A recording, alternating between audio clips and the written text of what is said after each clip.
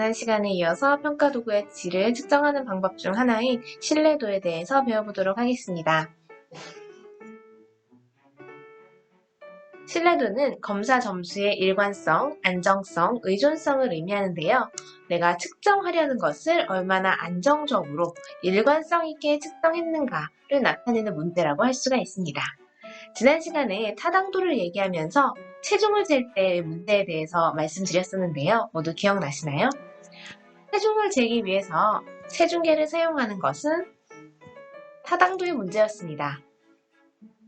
그런데 제가 체중계를 이용해서 체중을 재려고 하는데 어떤 날은 40kg가 나오고 어떤 날은 50kg가 나오고 어떤 날은 60kg가 나오는 거예요.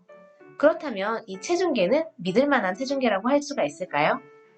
네, 이 체중계는 신뢰도가 굉장히 떨어지는 체중계라고 할 수가 있겠죠. 내 몸무게가 50kg라면 일관적으로 오늘 아침에 쟀던지 또는 저녁에 쟀던지 상관없이 50kg이라는 안정적이고 일관성 있게 측정되는 것이 중요한데요. 이와 관련된 것이 바로 신뢰도라고 할 수가 있겠습니다. 그럼 신뢰도의 종류에 대해서 살펴보도록 하겠습니다. 신뢰도의 종류를 여기서는 크게 4가지로 나누어서 살펴보려고 해요. 재검사 신뢰도, 동형검사 신뢰도, 반분검사 신뢰도, 그리고 문학내적 일관성 신뢰도 이렇게 4가지를 살펴보도록 하겠습니다. 먼저 재검사 신뢰도의 개념부터 살펴보도록 하겠습니다. 재검사 신뢰도는요. 동일한 검사를 동일한 시험자 집단에게 2번 실시해서 신뢰도를 추정하는 방법이라고 할 수가 있어요.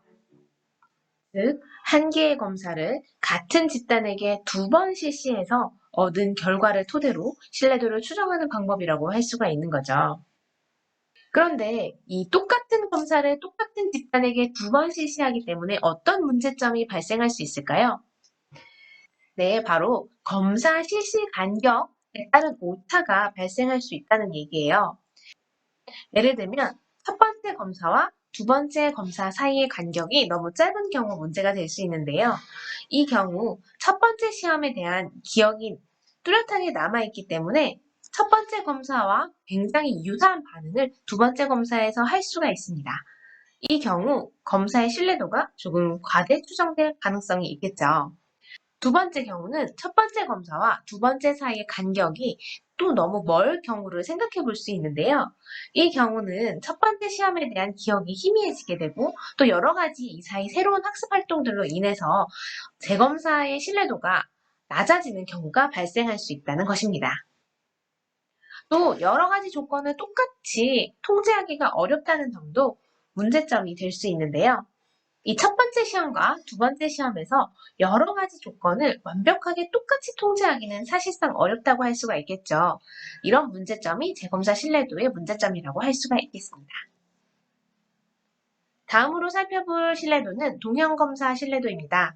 동형검사 신뢰도는 2개의 동형검사를 제작하고 동일 피험자 집단에게 검사를 실시해서 신뢰도를 추정하는 방법입니다. 동형검사라는 것은 비슷한 2개의 검사를 만든다라는 것을 의미해요. 이 비슷한 2개의 검사를 같은 집단에게 실시한 검사를 토대로 신뢰도를 추정한다는 얘기죠. 이 경우 앞서 살펴본 재검사 신뢰도처럼 시험 간격 자체는 문제가 되지 않습니다. 그렇지만 2개의 비슷한 검사, 2개의 동형 검사를 만든다는 것이 사실 쉬운 문제는 아니겠죠. 또한 어쨌든 2번의 검사를 실시해야 되는데 이 2번의 검사를 여러 가지 동일한 조건으로 만드는 데에도 어려움이 따른다는 그런 제한점이 있습니다. 지금까지 살펴본 재검사 신뢰도나 동형검사 신뢰도 같은 경우는 검사를 몇 번 실시했었나요? 네, 바로 2번 실시하는 경우였어요. 그렇기 때문에 동일한 환경을 구성한다던가 또는 동일한 문제를 만든다던가 하는데 생기는 여러 가지 문제점이 발생할 수가 있었죠. 지금부터 살펴볼 내용은 검사를 한 번만 하고 신뢰도를 추정하는 방법에 대해서 살펴보도록 하겠습니다. 먼저 살펴볼 신뢰도는 반분검사 신뢰도입니다. 반분검사 신뢰도는 한 번 실시한 검사 점수를 두 부분으로 나누어서 두 부분 검사 점수 간의 상관을 계산하는 방법이라고 할 수가 있습니다. 예를 들어서 한 번 실시한 검사가 있으면 이것을 이렇게 나눌 수도 있고 또는 홀수 번호만 또는 짝수 번호만 이런 식으로 나눌 수도 있겠죠. 네, 이처럼 한 번 실시한 검사를 두 부분으로 나누어서 두 부분 검사 점수의 상관을 살펴보는 거예요. 이 신뢰도의 장점은 두 번 검사를 실시하지 않아도 된다는 장점이 있어요. 그렇지만 과연 이 검사를 어떻게 양분할 것인가에 따른 문제점이 생길 수가 있겠죠. 시험 검사를 양분하는 방법에 따라서 신뢰도 계수가 달라질 수 있다는 그런 문제가 있을 수 있습니다.